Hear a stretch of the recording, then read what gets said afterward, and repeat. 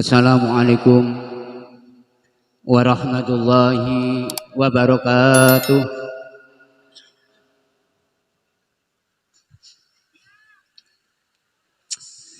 Innal hamdalillah wassalatu wassalamu ala Rasulillah wa ala alihi wa sahbihi wa mawalah. Amma ba'd. Wonten ngarsanipun para alim, para kiai, dalah sesepuh bini sepuh, aji sepuh ingkang insyaallah kula takdimi lan kula ajeng-ajeng doa barokahipun. Wabil ahos dumateng panjenenganipun Bapak Kiai Haji Ahmad Isamuddin ingkang alamat lengkapipun Pesurungan Lor, Kota Tegal, ingkang alhamdulillah wedal samenika sampun dugi Sidomulyo. Mudah-mudahan beliau cepat hadir di sini. Dan yang tidak lupa, yang saya sangat hormati, Ibu Bupati Pekalongan yang dalam hal ini diwakili panjenenganipun Ibu Hurip Budi Riyantini niku merupakan staf ahli Bupati Kabupaten Pekalongan. Matur nuwun Bu rawuhipun. Dan juga tidak lupa alhamdulillah sampun rawuh juga tembriki Bapak Camat Kesesi, panjenengan Bapak Fuadi Zaman SSTP. Matur nuwun Pak rawuhipun Pak Camat. Dan juga dari unsur Polsek dan juga Koramil yang saya hormati. Dan yang luar biasa lagi ini paguyuban Bapak Kepala Desa sekecamatan Kesesi, dan juga ketuanya rawuh juga alhamdulillah. Ketuanya untuk kecamatan Kesesi yaitu memiliki Bapak Sukoco, Pak Sukoco, matur nuwun rawuhipun. Dan juga tidak lupa ini juga luar biasa lagi, Ketua Paguyuban Kepala Desa se-Kabupaten Pekalongan, yaitu Bapak Harnoto. Matur nuwun Pak rawuhipun. Dan juga di sini tidak lupa dari Bapak Kepala Desa serta stafnya, dan juga dari rekan panitia. Dan mungkin masih ada hal yang belum kita sampaikan, tidak mengurangi rasa hormat saking banyaknya Bu. Dan juga para hadirin wa hadirat rahimakumullah. Awalan kita mengucapkan syukran binisan bikaulina alhamdulillahirabbil alamin. Pada kesempatan yang berbahagia ini kita masih bisa bermuajalah dan juga bisa berkumpul sareng dalam rangka Majlisul Mubarakah Haul Mbah Wali Gendon yang ke-64. Semoga pertemuan pada siang hari ini membawa barokah, membawa karomah dan sebagainya. Amin amin ya rabbal alamin. Dan juga salawat serta salam kita haturkan kepada junjungan kita Nabi Yuna Muhammad sallallahu alaihi wasallam. Bikaulina Allahumma sholli ala sayyidina Muhammad wa ala ali sayyidina Muhammad. Semoga kita sebagai umat setianya nanti pada yaumul akhir mendapatkan syafaatul udmanya. Amin amin ya rabbal alamin. Para hadirin wa hadirat rahimakumullah. Saya mewakili dari segenap rekan-rekan panitia yang pertama mengucapkan ahlan wa sahlan bihudurikum, selamat datang semuanya saja di Majelis Mubarakah pada hari ini. Kemudian yang kedua, kita haturkan banyak-banyak terima kasih kepada semua pihak yang telah mendukung baik pikiran, tenaga dan dananya. Dan juga tidak lupa saya haturkan khusus untuk kepala desa Ujonegoro mengkerahkan warganya untuk ikut bantu-bantu duiti. Matur nuwun Pak Lurah Ujung. Makasih banyak ya. Semoga nanti desa-desa yang lain juga ikut nyongkuyung Pak Camat. Soalnya untuk kecamatan Sesi tunggul sesepuh untuk sekecamatan Mbah Wali Gendon hanya satu. Nggih. Mudah-mudahan Pak Guyuban, Pak Kepala Desa sekecamatan Sesi bisa nanti untuk tahun depan bisa langsung ikut, nggih, dimohonkan. Dan juga panitia sudah menyediakan papan panggungan, tapi ini romantika nih Pak Camat, Bu Tini, ini romantika seni untuk Hall Mbah Gendon. Lokasinya ngaten niki Bu, sebelah kanan ini makam umum, kalau sebelah kiri ini makam jabatan sebelah kiri, nggih. Depannya sungai. Adanya ini Bu, adanya tempatnya semacam ini ya. Yuk kita syukuri saja, kita nikmati. Mudah-mudahan sing panasan dan juga yang lain pahalanya lebih banyak, barokahnya juga lebih banyak, amin. Saya tidak panjang lebar, akan saya uraikan sejarah Mbah Wali Gendon. Tak secara singkat saja. Nuwun saya Bu, sambil nunggu Pak Kiai Rawuh. Niki singkat saja.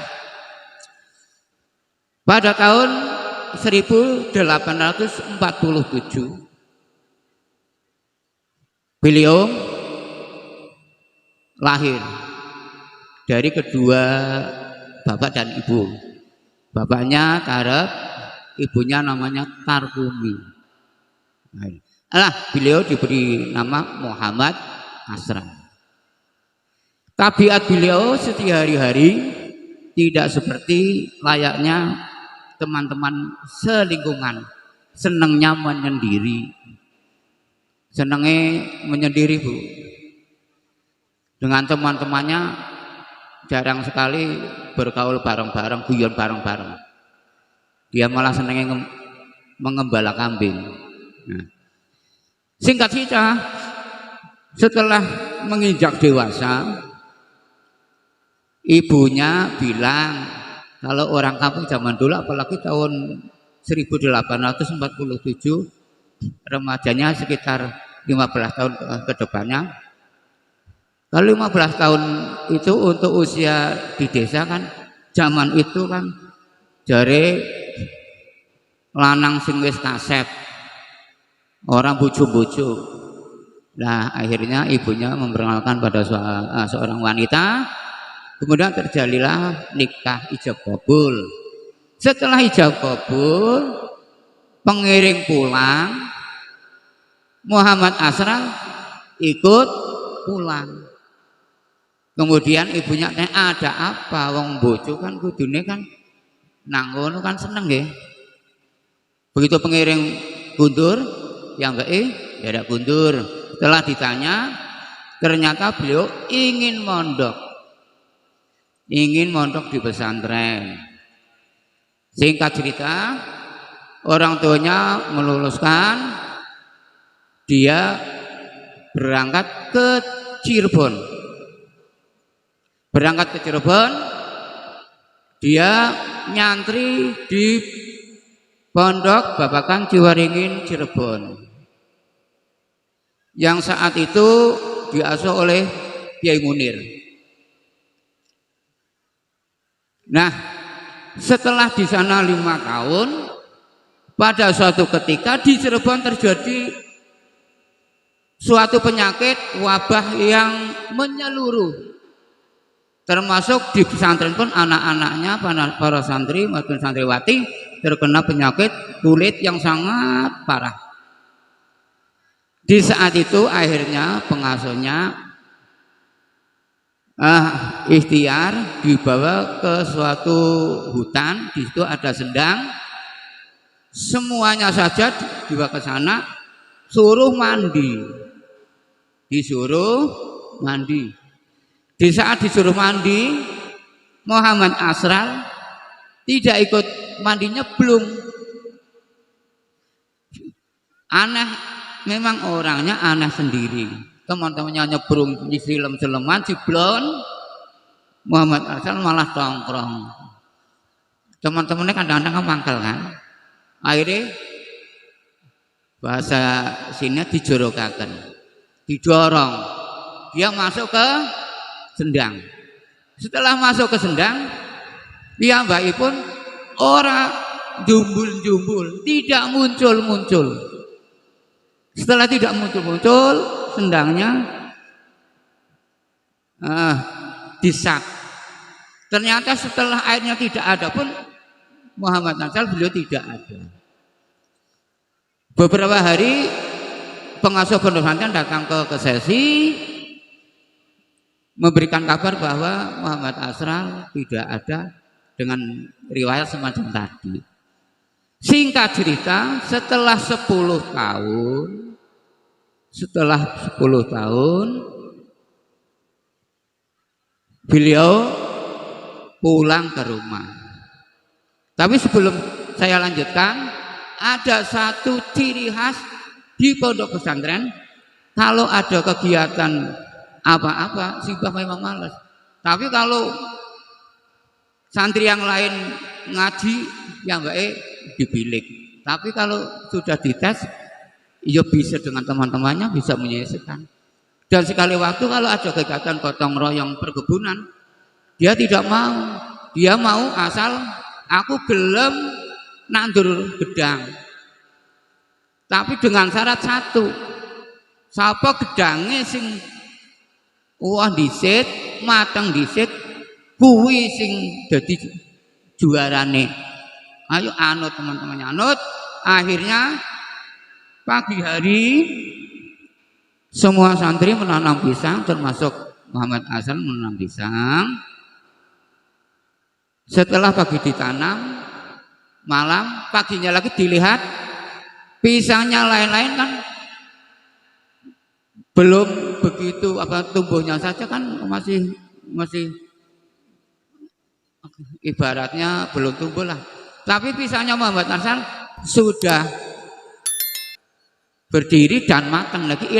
Lambangnya Pak Camat ini Bu, melambangkan ini.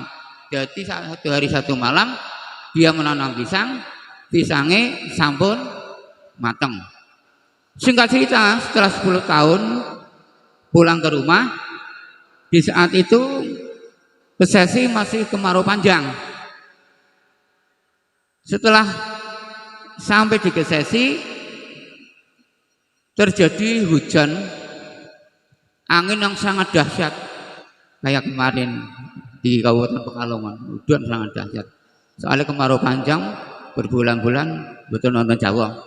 Singkat cerita, ya Mbak dodok lawang, tapi belum mengucapkan salam. Ibu tidak membukakan lawang. Simak, kalau di sini bacaan simak. Simaknya orang-orang buane lawang. Wis peteng dedet, udan angin. Ya Mbak wedi. Siapa yang tahu tanang. Nah akhirnya dorong lawang, assalamualaikum, assalamualaikum. Dibuka ternyata putrane piyambak yang 10 tahun lebih hilang. Dengan terharu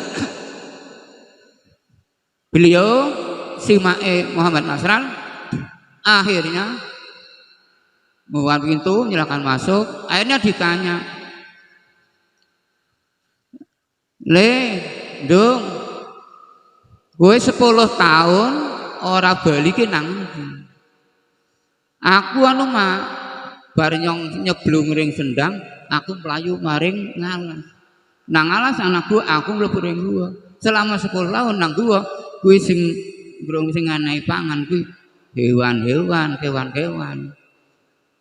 Termasuk pulang juga pakaiannya ya pakaian kaya lulup ya istilahnya daun-daunan campur dengan kulit itu pohon. Ini kali ngontos ya. Setelah itu termasuk jenggotnya panjang dan juga rambutnya sampai sebahu. Ditanya lagi, "Lah mrene numpake apa?" Bahasa kesasi kan apa? Kalau sudah ke sana apa? Kalau masih ke sini apa? Numpake apa? Beliau menjawab, numpake macan. Kaya sing viral Jawa Kendhil iku. Naiknya macan.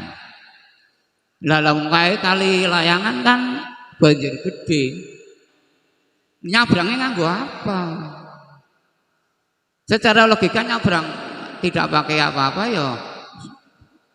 Itulah tergelincir ke sana sampai ke laut. Ya Mbak Sanjang Biolo bilang kalau yang menyeberangkan itu naga. Yang menyeberangkan naga, tapi kalau di darat dia pakainya macan. Setelah itu geger ke sesi bahwa Muhammad Asal sudah pulang. Akhirnya rame di rumahnya beliau dimana rame ki orang betah. Akhirnya beliau malam-malam tidak ada yang tahu naiknya pohon kelapa, beliau naik pohon kelapa. Setelah pagi, oh lah kok nang dhuwur Muhammad Asal. 1 hari, 2 hari, 1 minggu, 2 minggu, sampai 1 tahun lebih, dengan daya upaya apapun, beliau tidak mau turun. Beliau tidak mau turun. Setelah 1 tahun lebih, beliau turun dengan sendirinya tanpa ada paksaan dari manapun. Ya Mbak turun, tapi mboten turun ngadap kaya biasa lazimnya turun wong ngepet kelapa. Ya Mbak turun tapi nganggone blarak. Setelah turun blarak, ya Mbak nyemangsange di bawah pohon nangka. Setelah di pohon nangka, ya berbulan-bulan lagi. Hujan ya di situ, panas di situ, tidak makan, tidak minum. Pada suatu ketika dari pondok pesantren mendengar bahwa Muhammad Asal sudah pulang, akhirnya ke sini. Kemudian beliau menemani Muhammad Asal. Kemudian sesepuhnya tahu bahwa ini itu wali, bahwa Muhammad Asal itu. Akhirnya bilang kepada santrinya, Cung, besok yang rikap pikirannya mumet, sumbek dan sebagainya, silaturahim saja ke Muhammad Asal. Nah, Muhammad Asal sekarang saya juluki Mbah Gendon, karena ngrungkel sih kaya gendon. Gendon merah, abrone entung kecil yang masih belum jadi ular. Yang memberikan julukan itu pengasuh dari pondok pesantren Cirebon. Singkat cerita, di saat itu Belanda masih gencar-gencarnya untuk mencari orang-orang yang punya kelebihan, sing yoni-yoni. Di saat itu wilayah Kauman dibombardir oleh Belanda, pasukan Belanda. Tapi karena izin Allah, ridha Allah, rumah Mbah Muhammad Asal masih utuh. Termasuk lingkungan di situ juga masih utuh. Belanda ini jengkel, dibom kok orang kaiki. Di saat mau ke sungai dia diintip oleh Belanda. Setelah pulang, beliau dibombardir lagi, ditembak Belanda. Dia pelurnya aja ditangkap, pelurunya dicekletok, berdor, tapi pelurunya masih di tangan, tidak mempan. Itu karomah Mbah Wali Gendon. Dan yang terakhir, karena tidak mempan, bermacam jalan Belanda tempuh untuk menjatuhkan Mbah Gendon. Akhirnya dibujuk, Mbah Gendon datang ke situ. Dia diiming-imingi segala macam cara, dari harta, benda, tata, dan wanita dan sebagainya. Tapi Mbah Gendon Bali rika rika Bali rika. Yang ora butuh kuwi ora butuh duit, ora butuh panganan sing enak-enak, ora butuh apa. Bali. Jawabannya yaitu Simbah tidak banyak bicara. Dari awal sampai akhir pun Simbah tidak banyak bicara. Setelah itu Belanda membordir rumahnya Mbah Kono lagi, tapi beliau mengambil tambah kemudian diletakkan di depan rumahnya, ditunggu-tunggukan. Alhamdulillah selamat atas izin Allah. Kemudian ke rumah yang lain, di saat orang kena penyakit kayak sekarang stroke nih, jangan sawu mulutnya mencong, mencong. Itu cerita dari saksi bapak sing cerita harus simak cerita bahwa air putih ke sana tutupnya hanya digeser gitu. Digeser, setelah itu bawa pulang, air putihnya diminumkan, alhamdulillah langsung kembali semula. Dan yang kedua lagi, ada orang jualan, ada orang pegunungan di daerah antara Loragung di situ. Jualannya bohong kok kesasi Bu. Lewat ke rumahnya Mbak Gendon jaluk, punya tolong jaluk bohongnya hiji. Jaluk buung siji. Kalau orang jualan biasanya urung payu kok dijaluk iki. Jadi sebel kan. Kan sebel ya. Udah. Urung payu kok jaluki. Moko ya ora payu. Ternyata sampai di pasar sampai rampung pasarnya sampai sore pulang lagi. Buungnya masih utuh. Buungnya masih utuh, ora payu siji-siji ya. Tidak laku satu pun. Itu masih banyak lagi Bu, Pak, yang aroma-aroma yang lain nanti pada saat berikutnya insya Allah akan saya tambahi lagi untuk sejarah bangunan aroma-aroma yang masih banyak lagi, tapi berhubung ini kan sudah dekat insya Allah Pak Kiai sudah hampir sampai sini. Untuk itu sekian saja Bapak Ibu sekalian yang bisa saya sampaikan, dan mohon apabila ucapan saya kurang pas, mohon dimaafkan yang setulus-tulusnya dan seikhlas-ikhlasnya. Mangkaten ingkang saged kula aturaken, kurang langkung nyuwun pangapunten, usikum wa nafsi bi taqwa. Assalamualaikum warahmatullahi wabarakatuh.